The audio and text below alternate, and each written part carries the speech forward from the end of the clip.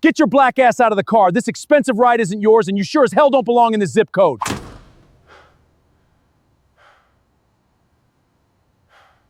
The officer sneered, slamming his heavy flashlight against the driver's side window of the charcoal Lexus, rattling the glass right inside her own open garage at midnight. The 52-year-old woman stayed completely calm, keeping her hands flat on the steering wheel. Good evening, officer. This is my home. May I ask why I am being detained? He let out a short, mocking laugh, Twat! violently yanking the car door open, grabbing her by the collar, and dragging her face first out of the driver's seat. You're home? Don't insult my intelligence, sweetheart. He forcefully shoved her onto the cold concrete of her own driveway, pinning her down, pulling her arms back, and brutally clamping the steel cuffs around her wrists. A stray dog doesn't just wander up the hill and claim the mansion. On the ground, now! Two neighbors watched silently from their porches, refusing to move or say a single word while her wrists began to bruise under the metal. The officer stood over her, quietly celebrating his easy arrest under the dim porch light. But he never bothered to look up. He had no idea that 3 hardwired federal security cameras were recording his every move in crisp, high definition. And he had absolutely no clue that the calm woman he had just humiliated on her knees was the chief of the Special Litigation Section of the Civil Rights Division of the U.S. Department of Justice, the exact federal unit that shuts down corrupt departments like his. Welcome back to the channel. Drop a comment below and tell me exactly where in the world you are watching this from. Now, let me take you back to how this entire nightmare began in a quiet little town called Crestline, Virginia. Crestline, Virginia. A small town in a county called Wexford, maybe 50 minutes west of the capital. Population a little over 58,000. The kind of place with a Saturday farmer's market and church signs with jokes on them and a water tower you can see from the interstate. People wave from their driveways here. They mean it. 2. It's a nice town. At least it depends on who you ask. Because underneath the church signs and the wave from the driveway charm, the Crestline Police Department had a problem. And it was not a small one. Over the previous 6 years, 42 civilian complaints had been filed against its officers. 39 of those 42 were filed by residents who were Black, Latino, or Asian, and the number of officers disciplined as a result of any of those 42 complaints, 0, not 1. Every complaint reviewed internally. Every complaint dismissed. Case closed. Move on. The department investigated itself, and the department found itself innocent. 42 times in a row. Hold on to that number. 42. It matters later. The man at the center of this, the officer, his name was Travis Rourke. White. 43 years old. 14 years on the force. Built like a man who spent his mornings under a barbell and skipped every training class that wasn't about a gun. His colleagues called him intense. His last supervisor, in a written evaluation, used one specific phrase to describe him: aggressive. But he closes cases. Aggressive, but he closes cases. Sit with that phrase for a second. Because a department that writes that down as a compliment has already told you exactly what it values and exactly what it will forgive. Rourke had 3 prior complaints in his file. All 3 filed by residents of color. All 3 dismissed after internal review. One man said Rourke followed him for a mile and pulled him over for weaving on a road with no lane markings. Another said Rourke stopped him, walking home from his own night shift, and asked him 4 times what he was really doing in the neighborhood. All 3 complaints went into the system, and the system swallowed them whole. And there was one more thing about Travis Rourke that half the department knew and nobody said out loud. His body camera had a habit of failing during exactly the kind of stop where you'd most want it working. Fine, all shift. Fine at the coffee run. Fine at the school crossing. And then the second things got heated glitch. Dead battery. Cold weather. You know how it is. Funny how that works.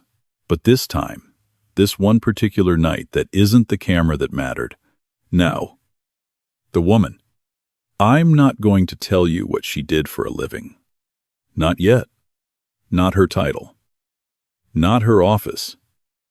Not the building she worked in. Because on that night, none of that mattered to Travis Rourke. And I want you to meet her the way he refused to. Here's what I'll tell you. She was 52. Tall. Straight-backed. Unhurried. She'd just driven home from an event in the capital. Which is why she was still in a charcoal blazer and a silver-gray blouse and small pearl earrings, not to impress anyone. Just because she hadn't changed yet. She drove a charcoal Lexus. Clean. 3 years old. She lived alone. For now, in a house she had closed on 11 weeks earlier, at the top of a street called Holloway Ridge, in a part of Crestline where, historically, people who looked like her had not been welcome to buy. She was tired in a good way. It had been a long day of the kind of work she was proud of. Gospel radio. Low. Windows. Up against the November cold. And she had one habit worth knowing about. When she got home, before anything else, she always glanced up at the 3 little camera domes tucked into the soffit above her garage door. And here is the thing about those cameras. Because it matters more than anything else in this story. They were not a doorbell kit she'd picked up at a hardware store. They were a federal residential security system, hardwired into her house and installed, at government expense, by the United States Marshals Service because of the job she did.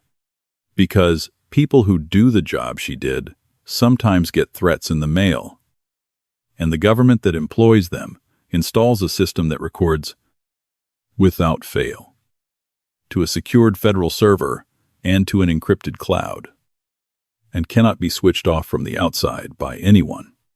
She hadn't asked for it. It came with the office.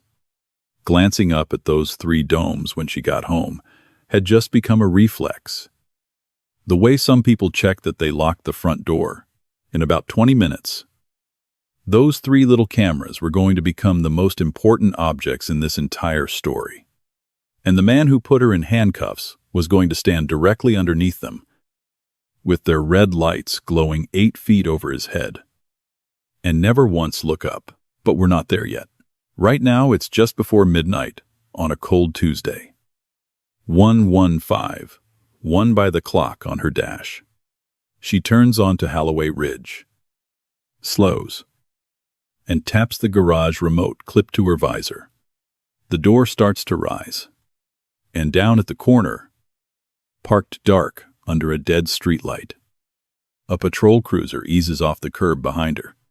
No lights. No siren. Just following. So what made Travis Rourke follow that car? What is it about a clean sedan pulling into its own driveway on a quiet street that set him off? That question, the honest answer to that question, is the entire point of this story. He didn't hit his lights on the road. He waited. She pulled all the way up her own driveway. The garage door fully open in front of her. Headlights washing across her own storage shelves, and a folded ladder and a bicycle. She hadn't ridden yet, and then he hit his lights. Red and blue, flooding the inside of her open garage. Bouncing off that clean white wall, she didn't have a chance to pull in. She was home. She was already home. There was no stop to make. There was only a woman in her own driveway and a man who had decided that was a problem. She heard him before she saw him. That's the part people forget. His boots on the loose gravel at the lip of her driveway. A slow, deliberate crunch. unhurried. The walk of a man who has already decided how this ends before he gets there. Then the flashlight beam, harsh, straight into her side mirror. Then her face. Then the heavy metal of that flashlight, cracking against her window. Get your black ass out of the car. This expensive ride isn't yours. And you sure as hell don't belong in this zip code. She put both hands on the wheel. 10 and 2. She did not reach for anything. Her keys were already off, sitting on the dash where he could see them. And she kept her voice low and level. The kind of voice that fills a room without ever getting loud. Good evening, officer. This is my home. May I ask why I am being detained? There it is. Not narrated. Not implied. Said out loud. On a night his camera was supposedly not recording, you don't belong in this zip code. The quiet part. Spoken plainly. By a man who felt safe enough to say it. And her answer, this is my home. May I ask why I am being detained? Polite. Calm. Exactly the words you're told to use. Exactly the words that are supposed to work. Watch how little they work. He laughed. Not a real laugh. The short, flat exhale of a man who has already decided you're lying and is just enjoying watching you talk. He looked at the blazer. He looked at the pearls. He looked at the clean Lexus and the tasteful gray blouse. And then he yanked the door open. You're home. Don't insult my intelligence. Sweetheart. He reached in and got a fistful of her collar and pulled her out of her own car. And she came. Because you come. Because you have spent your whole life learning that the wrong twitch could be the last one you make. She got her feet under her. She narrated every motion out of pure instinct. I'm standing up. My hands are visible. I'm not reaching for anything. And he shoved her forward against the cold hood of her own car and kicked her feet apart. And Travis Rourke patted her down rough. Not careful. The kind of search designed to shrink a person rather than to find anything. His hands were not looking for a weapon. They were making a point. People like you, he said. Low. Close to the back of her head, so the neighbors couldn't catch it. You come up here. You buy your way onto a street like this. And you think that makes it yours. She didn't answer. She was counting. His badge number. Off the plate on his chest. The time on the dashboard clock. The exact words. In order? Her mind was a steel trap closing around a federal civil rights case. One detail at a time. Even while her cheek was 6 inches from the hood of her own car, then he reached across the seat and grabbed her bag. And he tipped it. And out came a phone and a set of keys and a slim leather folder. And he flipped the folder open. And inside was a laminated federal identification card with a gold seal and a photograph and a title. He glanced at it for less than a second. And he tossed it on the hood. Face up this time. Like it was a coupon. Anybody can laminate a card. He said, that card. Right there. The answer to every question he should have been asking. Lying face up on the hood of her own car. And he had already decided nothing on it could possibly change his mind, because his mind was never made up by facts. It was made up in the first 3 seconds. When he saw her face through the window. That is the thing this whole story is trying to show you. He did not need more information. Information was never the problem. Then he pulled her arms back behind her. And the cuffs went on. He ratcheted them 1 notch tighter than he needed to. And the metal bit into the thin skin over the bones of her wrists. And a red line came up under the steel almost immediately. She closed her eyes for 2 seconds. Tfo. That was the only crack. Then she opened them again and she was calm. And he forced her down, a hand on her shoulder. Pressing. Harder than the moment called for. until she went to her knees on the cold concrete of her own garage floor. A stray dog doesn't just wander up the hill and claim the mansion, he said, standing over her. On the ground, now, a 52-year-old woman in a charcoal blazer. Kneeling on the ground, she owned, hands wrenched up behind her, while a man who'd never asked her name stood over her deciding what she was. People like you. Then Stray. He'd climbed that ladder in the space of 2 breaths, and every rung of it was on 3 cameras he thought were a doorbell. Down the street, a porch light came on. A neighbor, a young man, maybe 19. Hoodie stood behind a parked truck, and without stepping down off the curb, without a single word, he raised his phone and started to record. Across the street, an older woman stood in her own doorway, with a hand over her mouth. 2 of them, right there. Neither one came down. Neither one said a word.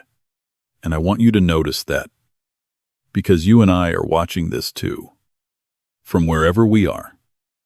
And the whole engine of a scene like this runs on how many people can watch a thing they know is wrong and stay exactly where they're standing. 2 neighbors. Not one moved. And, in the reflection of the Lexus's dark window, you could see all of it. At once, the cuffs, the officer, the woman on her knees in her own driveway, and 3 small red lights glowing steadily overhead like eyes that never blink, like a witness that cannot be intimidated, cannot be transferred to another precinct, cannot be told to stand down.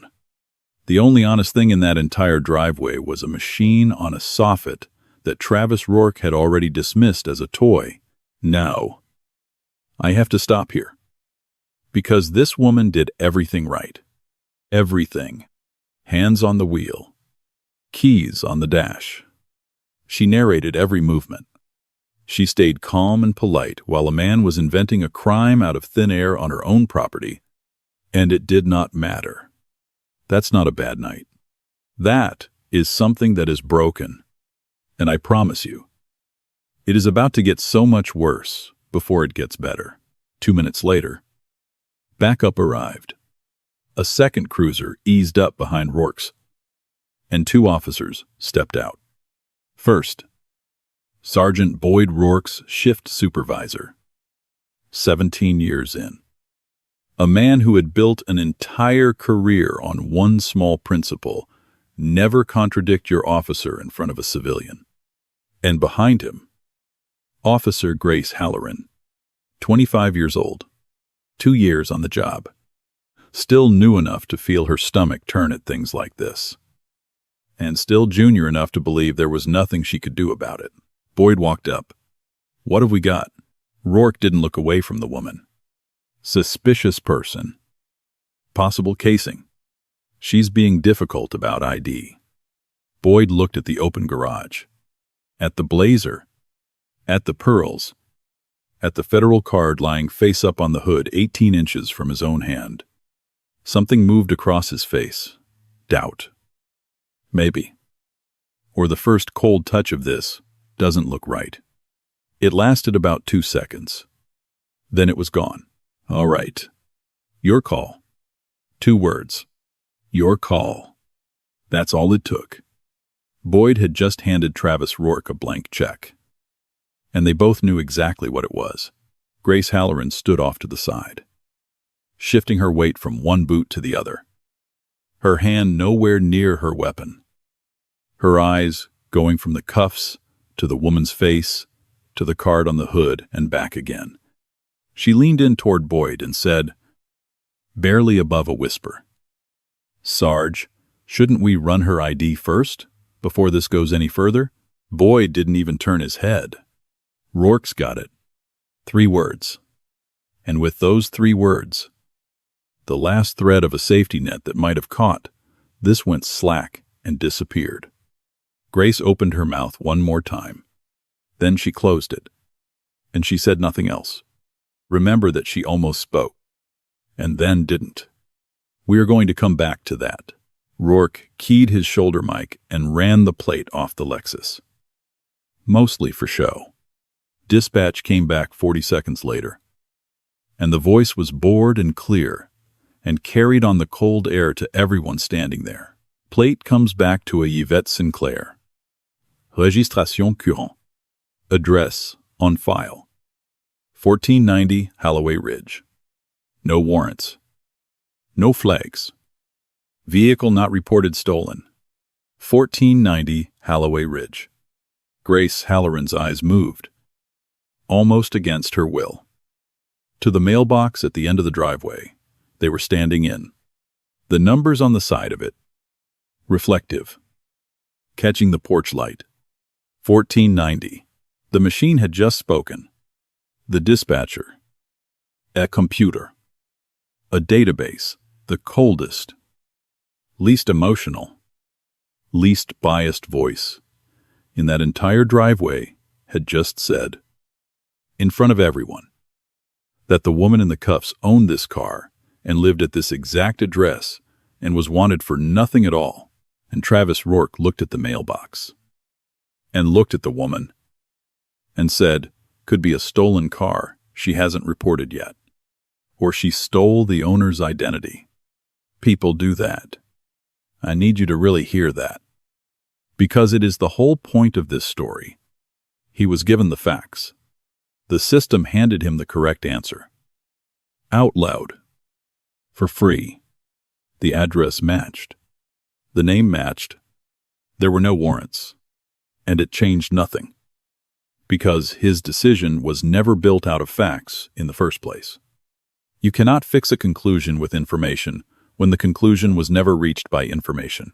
Adding facts to a decision that was never about facts does not change the decision. It just makes the person defending it get louder, and doolier, and more creative about why the facts don't count. The federal card was still lying on the hood. He'd looked at it and dismissed it.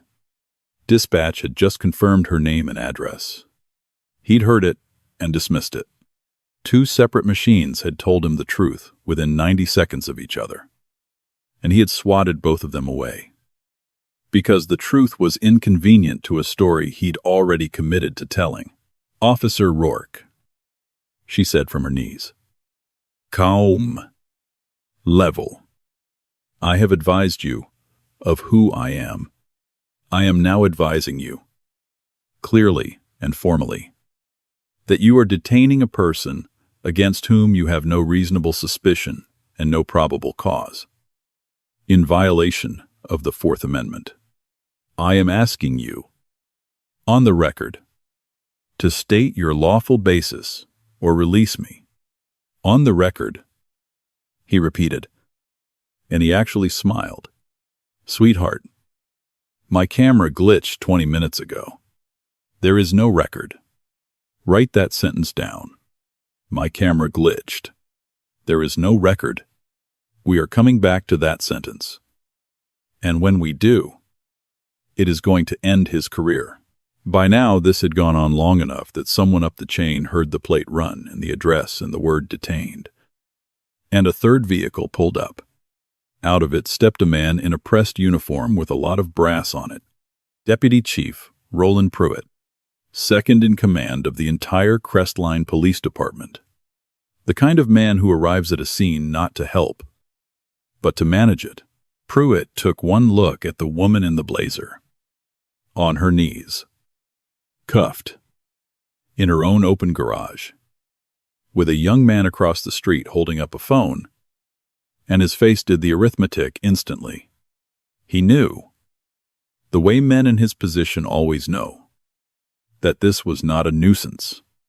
This was a liability. He walked over to Rourke and Boyd and lowered his voice. Uncuff her. Right now. We are going to walk this back. We are going to be very polite. And we are going to handle this internally. Nobody outside this driveway needs to know anything happened here tonight. Handle this internally. 2 words that, in the Crestline Police Department, had always meant exactly one thing. It was the phrase that had swallowed 42 complaints. It was the machine that turned wrongdoing into paperwork, and paperwork into nothing. And the woman on her knees, who could hear every word spoke. And her voice cut through all of it. Quiet and absolutely final. No, you will not handle this internally. Pruitt turned. Ma'am, you want to know why I never told him who I was, she said. And she was talking to Pruitt now. But she was really talking to everyone. And to the little red light over Rourke's shoulder, I could have ended this in 10 seconds. One sentence. I chose not to. Because if I have to announce a title to be treated like a citizen in my own driveway, then the badge has already failed, not for me.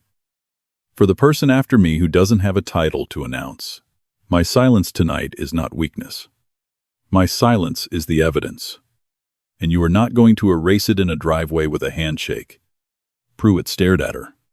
He did not know yet what he was standing in front of. He was about to find out. And it was not going to be her who told him. It was Rourke who told him.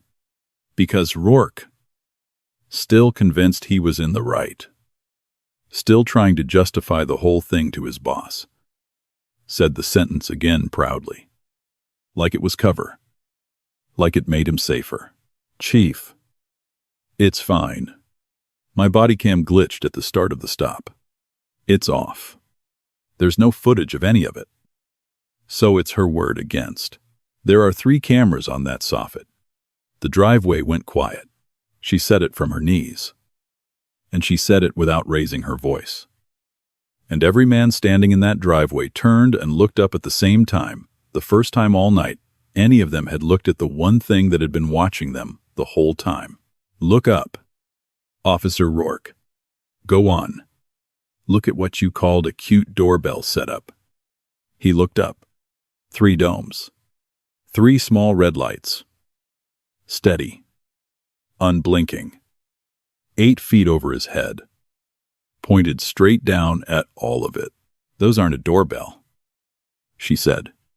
That is a United States Marshal Service residential security system. It was installed in the house you say I don't belong in, by the federal government. Because of the job you never once asked me about. Those 3 cameras are hardwired. They do not run on batteries, so they cannot die in the cold. They cannot be muted. They cannot be shut off from out here. Because the only panel that controls them is on a wall inside a locked house. And the only person with a key to that house is currently kneeling in her own driveway in your handcuffs. Every second of the last 20 minutes, every word you said, every angle, in high definition, is already recorded in 2 places you will never reach. A secured federal server and an encrypted cloud. Nobody said anything. And here is the part that made it so much worse for Travis Rourke than any siren could have. No alarm had gone off.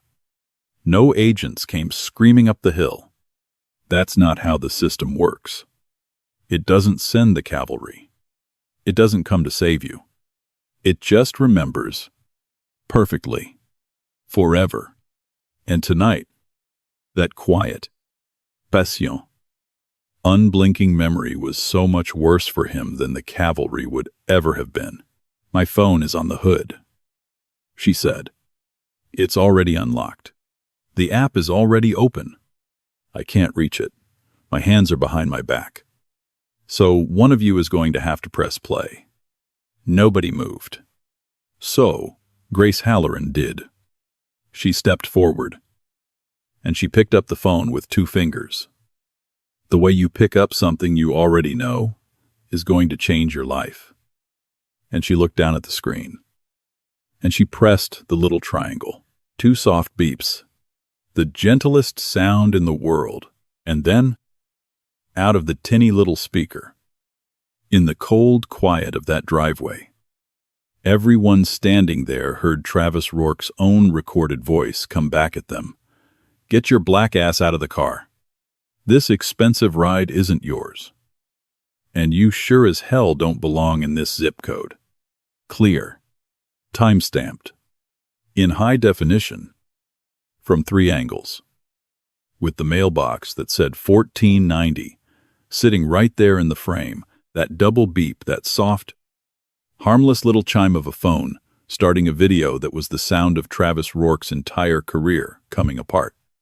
Not a gunshot, not a slammed door, a phone chime. Sergeant Boyd took a step backward. Physically, like the sound had pushed him. Deputy Chief Pruitt's face went the gray of wet cement, and Travis Rourke stood there under 3 red lights. He'd laughed at 90 seconds ago and listened to his own voice call a federal official a stray dog on her own driveway. And the look that came over his face, that was the first honest expression he had worn all night. The video kept playing. Nobody reached to stop it. His own voice, saying the words over and over, in the dark. And now, finally, she told them who she was. Not because she needed to, because it was time. My name is Yvette Sinclair.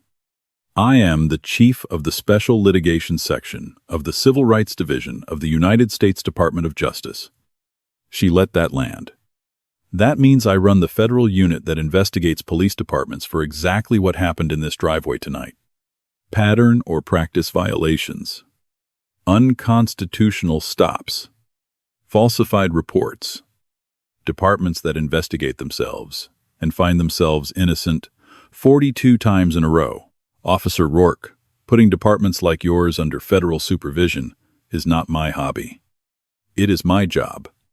It is the thing I have done every single day for 11 years. And you did all of it on camera to me in my own driveway because you decided in 3 seconds that a black woman in pearls could not possibly own the house she was parked in front of. Pruitt had gone from gray to something worse. He reached for his own cuff key and stepped toward her. Ms. Sinclair, let me get those off you. Please. I am so. Leave them on. He stopped. Leave them on, she said again, and her voice did not rise. You wanted a suspect. He wanted a suspect. Let's finish the scene exactly the way he started it. I want the record to show a chief of the Civil Rights Division of the Department of Justice, on her knees, in handcuffs, in her own garage. Because that record is going to protect a lot of people who will never get a driveway full of federal cameras. So, no. Deputy Chief, you do not get to take the cuffs off now and pretend the last 20 minutes were a misunderstanding. Leave them on. They left them on for 4 more minutes until a watch commander arrived with the authority to formally release her. They left them on. And every one of those 4 minutes is in the record. When the cuffs finally came off, she did not rub her wrists. Though the welts were deep and dark and would bruise by morning, she stood up, slowly, the way she did everything, and she straightened her blazer, and she asked one question, of no one in particular. In that same low, steady voice she'd used the entire night. Badge numbers. All 3 of you. Now. Nobody argued. Boyd read his off. Grace Halloran read hers. And her voice cracked on the last digit. Rourke read his last. And by then, his was barely a whisper. She didn't write them down. She didn't have to. She'd already memorized every number that mattered an hour ago. From her knees. While he was still calling her a stray, she just wanted to hear them say the numbers out loud. Into the night. Under the cameras. She wanted it on the record in their own voices. Then she got in her car. And she drove the last 30 feet into her own garage. And she sat there in the dark with the door open behind her and the red and blue still fading off the walls. And she did not cry. And she did not call anyone. And she did not move for a long time. She was already thinking about the 39 names. She didn't know them yet, but she knew they were out there in a filing cabinet, in a database. In the 6 years of complaints a department like this one always has and always buries, and she knew that by this time tomorrow, her own driveway was going to become the reason somebody finally read them. Here is where the ground opens under all of them. And it opens slowly, which is the worst way. The next morning, the neighbor's phone video was already online. 40,000 views before Yvette had finished her coffee. By noon, 600,000. And that was just the neighbor's angle, the shaky one from behind the truck.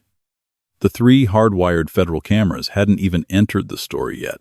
Chief Whitmore, the man at the top of the department, could not do what Crestline had always done.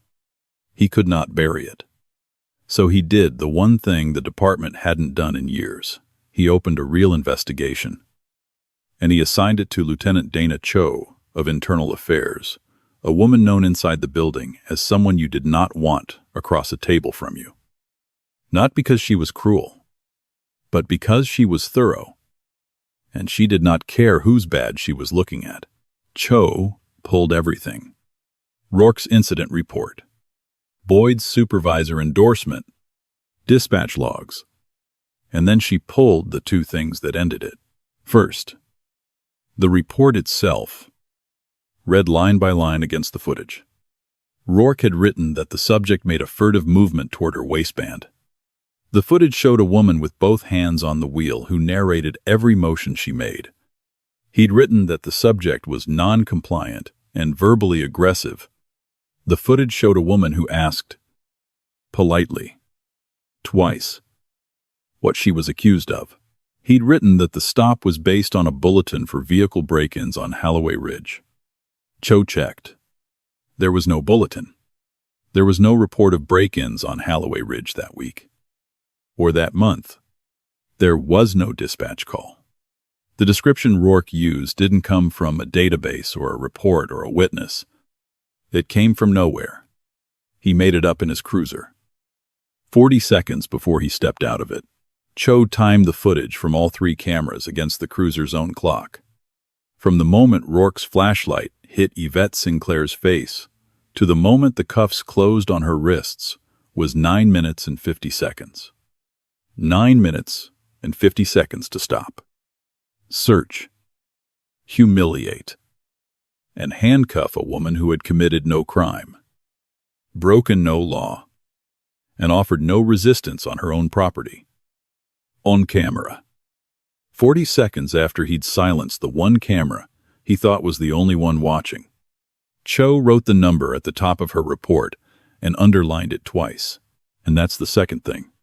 The 40 seconds, because Cho sent Rourke's body camera to a forensic technician. And the technician didn't just confirm it was off. She pulled the device log. And the device log showed that the camera had not glitched and had not died in the cold. It had been muted, manually, by a thumb pressing and holding the mute button for 3 full seconds, and the timestamp on that 3-second press was 40 seconds before Rourke opened his cruiser door. Read that again. He reached down and silenced his own camera, 40 seconds before he walked up that driveway. Before he'd exchanged a single word with her. Before he could possibly have known anything about how the encounter would go, which means he knew how it was going to go. He decided how it was going to go before it went anywhere. The metadata didn't just prove he lied about the camera failing. It proved intent. It proved that Travis Rourke knew, 40 seconds out, that he was about to do something he didn't want recorded, and he was right about that. And the only mistake he made was not knowing there were 3 other cameras he couldn't reach. Then Cho pulled the complaint files. 42 of them. 6 years. 39 filed by residents of color. And at the bottom of the dismissal, on almost every single one, the signature authorizing no further action, the same name, over and over. Deputy Chief Roland Pruitt, and Cho read them. All 42. Not as a spreadsheet, as people. A nurse pulled over 3 times in 1 month on her way to the same night shift. A high school teacher searched in front of his own students in a school parking lot. A father of 2 stopped walking his dog, who wrote in careful, polite handwriting at the bottom of his complaint form. I am not filing this because I think anything will happen.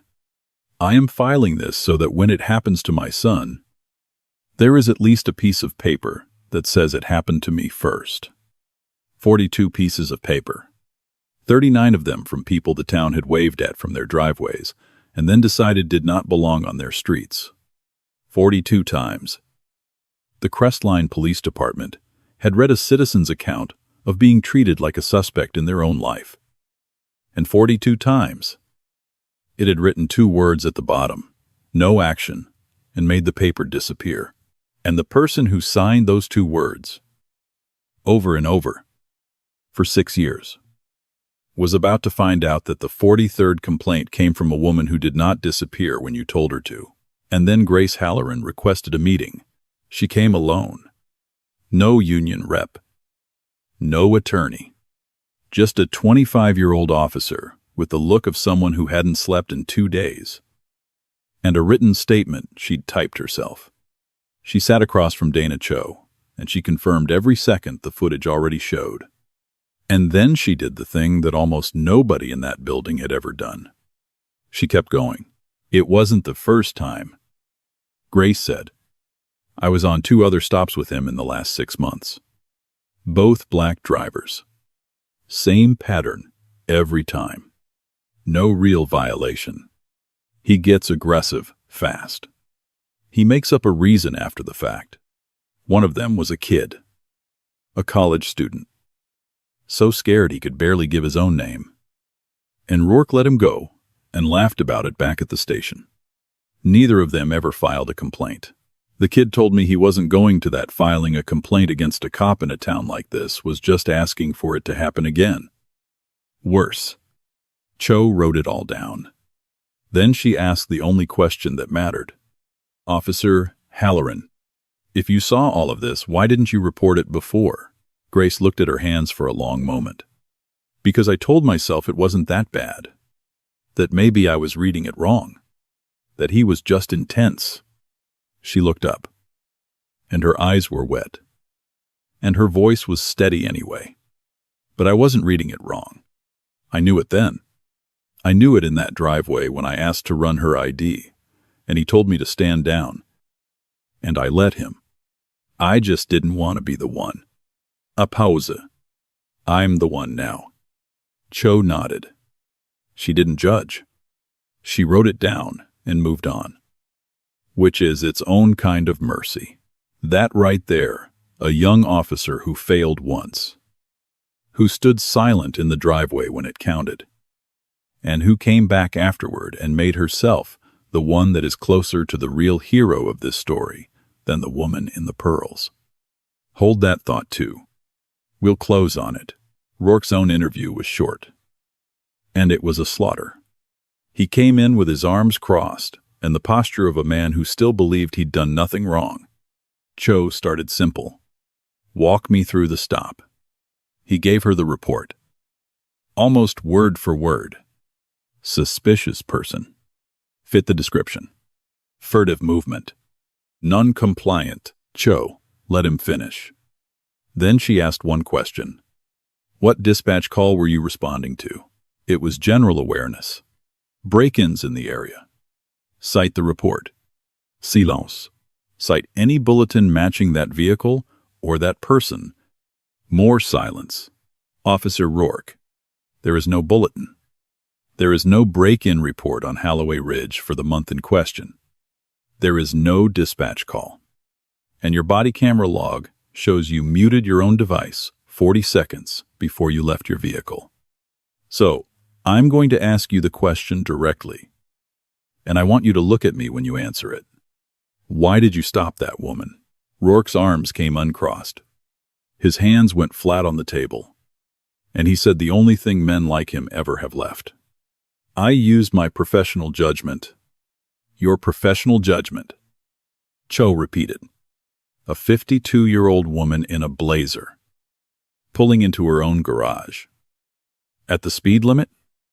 On a Tuesday night. And your professional judgment told you what? Exactly. That she was a burglar, casing a house she owned. He opened his mouth, closed it. The car had tinted windows. I couldn't see who was. The footage shows you made visual contact through her open window in the first 3 seconds. You saw her face. You saw her clothes. You said, and I'm quoting your own camera, "You don't belong in this zip code," before she had said anything at all. Cho closed the file. So we can stop pretending this was about a car. On what actual basis did you make this stop? Nothing. He had nothing. Because there had never been anything. And Cho let the silence sit for a full 15 seconds before she moved on. Now, here's the turn. Nobody in that building saw coming, and it's the turn that makes this bigger than one bad cop.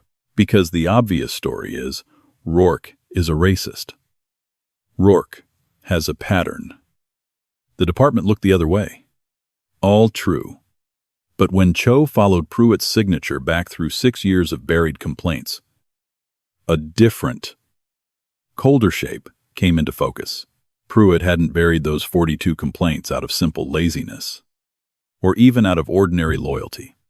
He'd buried them because he had spent the first 15 years of his own career doing exactly what Rourke did. The same stops, the same made-up descriptions, the same professional judgment. Pruitt had built his entire climb up that department on the identical practice, and if even one of those 42 complaints had ever been taken seriously, the thread would have pulled, and the pattern would have surfaced, and the pattern didn't start with Rourke. It ended with Pruitt. Rourke was the newest floor of a building Pruitt had poured the foundation for. That's why the racism was so useful to the department. And here is the one sentence I have to say clearly, so this doesn't get lost. Travis Rourke could use his prejudice as cover precisely because he genuinely believed it. And because the system around him was built by people who needed him to keep believing it. His bigotry wasn't the whole crime. It was the shield. It was the thing that made the whole machine look like a series of unfortunate individual incidents instead of what it actually was, a structure protecting itself. One dismissed complaint at a time. The prejudice was real. It was also convenient. Both of those things are true at once. And a department that will forgive the first will always, eventually, use the second. And Pruitt. When the federal letter landed and the footage went national, and the 42 signatures became a spreadsheet, a federal investigator was reading out loud. Pruitt sold Travis Rourke down the river in about 60 seconds. A rogue officer. A bad actor who slipped through. Not reflective of this department's values. The brotherhood Rourke thought he belonged to. The one that had protected him through 3 complaints. Turned out to be exactly what it always is, an illusion, held together by shared guilt, and worth nothing. The second, the guilt became a liability. By the second morning, the video had crossed 2 million views. Not local anymore, national. And now it wasn't just the neighbor's shaky angle, it was all 3 of Yvette's hardwired federal cameras, released as part of the record. Crisp and undeniable, playing on a loop on every cable channel in the country. There was no spinning it.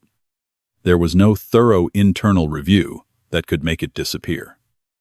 Because the woman in the video ran the federal office that existed specifically to make sure thorough internal reviews were no longer allowed to be where accountability went to die. The Department of Justice opened a formal pattern or practice investigation into the Crestline Police Department under federal law, Title 34, Section 12601 of the United States Code.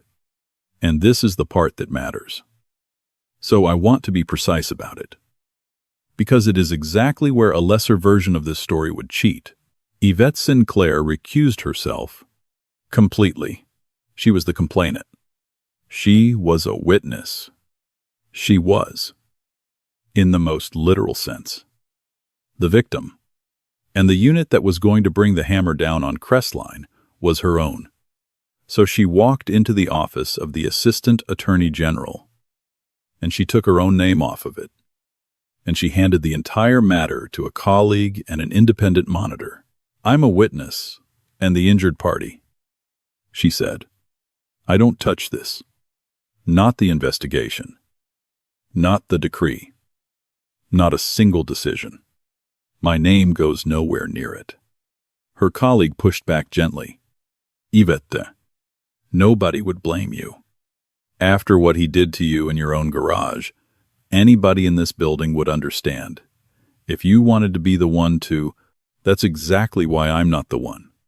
She said it without heat. "If my hands are anywhere on this." The next department, we sue, points at it and says it was personal. A vendetta. And then they use that to fight the next decree. And the one after that. And every officer, in every driveway, in every town, after tonight pays for me needing to feel good about it. The satisfaction of doing it myself is worth less than nothing. It's a cost. So it goes to you. And I recuse. And it gets done clean. By someone with no reason to want it, except that it's right. That is the answer to the thing this whole kind of story keeps stumbling over. The reveal still hits. The consequences still land. But it is not revenge. Because the one person entitled to revenge deliberately gave it away. Not out of weakness. Out of understanding that a win that's personal isn't a win at all. It's just the same power. Pointed the other direction. And she knew the difference. Because knowing the difference was, again, literally, her job. The verdicts came in two forms. The way they always do when a thing goes national. The legal verdict first. Travis Rourke was terminated, badge and service weapons surrendered before he left the building. No appeal. No quiet resignation to save face. No transfer to a friendly precinct, one county over.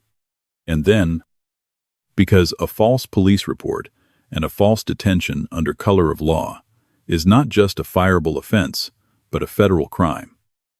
Rourke was indicted under a federal statute, Title 18, Section 242 of the United States Code. Deprivation of rights under color of law. The muted camera, time-stamped 40 seconds out, made the willful part of that charge almost trivial to prove. Sergeant Boyd, the man of your call, took a suspension and a demotion and lost his stripes. His career wasn't over. But the comfortable version of it, the version where you back your officer no matter what and call your silent supervision, that version was finished. And Deputy Chief Roland Pruitt, the patron, the signature at the bottom of 42 dismissals, the foundation of the whole rotten building, Pruitt was placed on administrative leave, then quietly informed that he would be retiring, effective immediately, and that the state was reviewing his own decade-old stops as part of the federal investigation. He did not get to go out with a plaque. He went out through the back door, carrying the weight of every complaint he ever made disappear. Rourke's last walk out of that precinct looked a lot like the woman he'd cuffed, and nothing like her at the same time. He stood up. He unclipped his badge and set it on the table, and he laid his service weapon down beside it. Click, click. The loudest sound in the room, a badge and a pistol touching a table, the punctuation mark this whole kind of story lives for.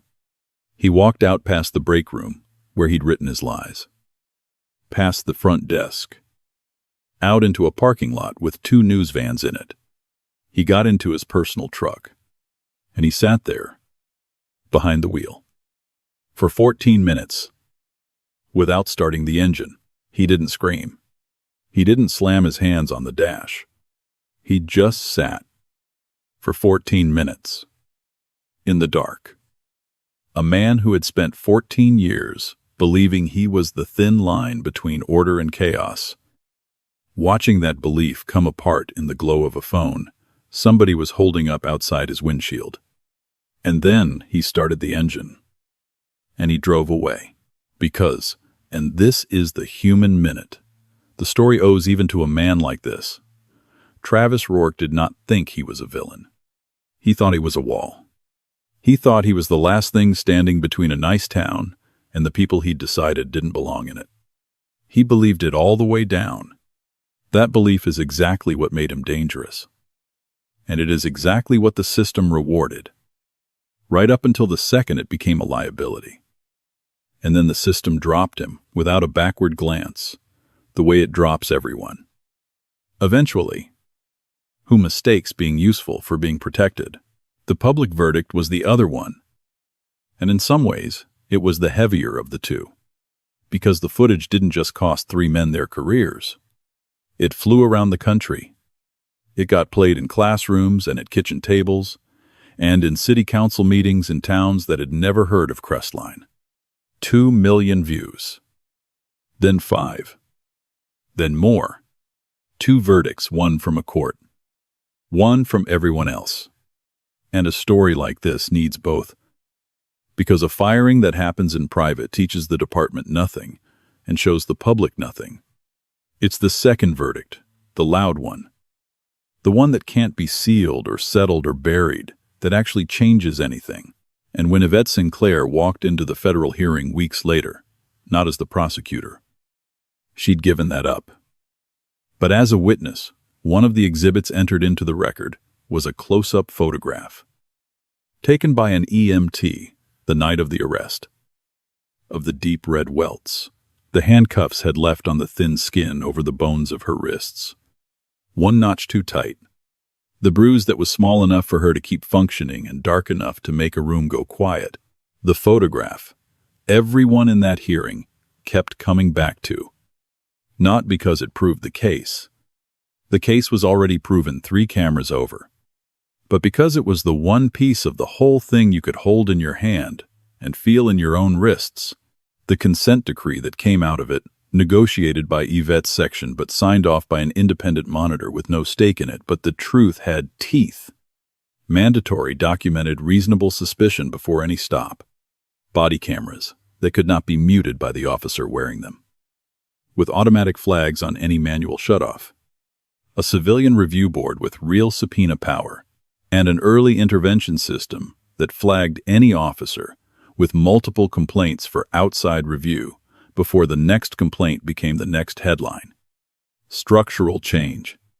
Not just punishment. Prevention. The thing that actually protects the next person, instead of just avenging the last one. Officer Grace Halloran was not disciplined. The monitor's report cited her cooperation and named her specifically as an example of the culture the decree was trying to build. She transferred to a new unit, and within 6 months, she was working directly with that new civilian review board, the officer who'd been too junior to speak in the driveway. Now, sitting at the table where the decisions got made, it didn't erase the night she stood silent while a woman knelt in handcuffs. Nothing erases that, but it was a start. And a start made by the one person in that driveway who came back and made herself the one. Let me take you back to where this started. A cold Tuesday. Just before midnight. Red and blue light on a clean white garage wall. One officer. One assumption. One sentence. You don't belong in this zip code. Aimed at a woman whose actual job was to bring the full weight of the federal government down on departments that talked like that. Yvette Sinclair had the title. The Office. The 3 hardwired federal cameras. 11 years, running the most feared civil rights unit in the country. And none of it, not one single piece of it, stopped what happened to her in her own driveway that night. It only made sure there were consequences afterward. That's the part that stays with me. The system did not protect Yvette Sinclair on Holloway Ridge. Her cameras did. Her title did. The neighbor with the phone did. The fact that she happened to be, of all the people in America, the one person best equipped to fight back, that's what saved her. Remove any one of those things, the cameras, the title, the neighbor, the 11 years, and this story ends differently. Quietly, without a hearing, without a decree, without a single headline, just a woman driving home. If she got to drive home, and telling no one, because who exactly would she tell? Which means somewhere out there tonight, on some other quiet street, in some other nice town with a water tower and church signs with jokes on them. The same thing is happening to someone who does not have 3 cameras wired into their soffit. Someone whose job is not to sue police departments. Someone whose neighbor isn't recording. Whose card the officer will toss on the hood without reading. Whose name will never become a federal case. Someone who will drive home. If they get to drive home and fold their hands and say nothing, because they already know how it goes. So Yvette Sinclair drove home. Same street, same driveway, same 3 red lights glowing in the soffit. She pulled all the way up, and this time nobody followed her. She backed the Lexus into her own garage. Slow and neat. She put it in park, and she turned off the engine, and she sat there, in the dark, in the quiet, in the house she'd bought with her own name, with her hands free, now resting on the wheel. For a long moment, she didn't move. She just breathed. In a garage that no longer felt entirely like hers. Under cameras, she was suddenly very glad she'd had, and very sad she'd needed. She won. In every way, the law can measure a win. She won. But there is a kind of wound that winning doesn't close, and a kind of tired that vindication doesn't touch. And she sat with both of them for a while, before she finally reached up and pressed the button and let the garage door come down. The real winners were never her. Anyway, the real winner is Grace Halloran, who failed once and came back and became the one. And the real winners are the 39 people whose complaints got buried under Roland Pruitt's signature 39 names that, for 6 years, the system had decided did not count. Read out loud at last into a federal record, in a courtroom, by someone who could not make them disappear. The federal case, the indictment, the decree that was not the victory, that was the consequence. The victory was 39 names finally being worth writing down, and somewhere on some other road tonight, a young man is driving home from a late shift, watching his own mirror, out of a habit he was born into, his phone propped on the dash, quietly recording just in case. Because he doesn't have 3 cameras in a soffit. He has one phone, and a hope, and the knowledge that the person the system protects and the person the system hunts can be the exact same person on the exact same street, depending on nothing but a card in a bag that a man with a badge decided not to read. So here's the question I'm going to leave you with, and I'm not going to answer it, because I don't think it has a clean answer yet. Yvette Sinclair had the cameras. She had the title. She had the number to call. The next person in that driveway won't. So who protects them? Okay. So, real talk. This whole thing, I made it up. It's not real. Crestline isn't a real town. Yvette isn't a real person. None of these names are real. But listen, the way my chest got tight writing that last part, that part's real.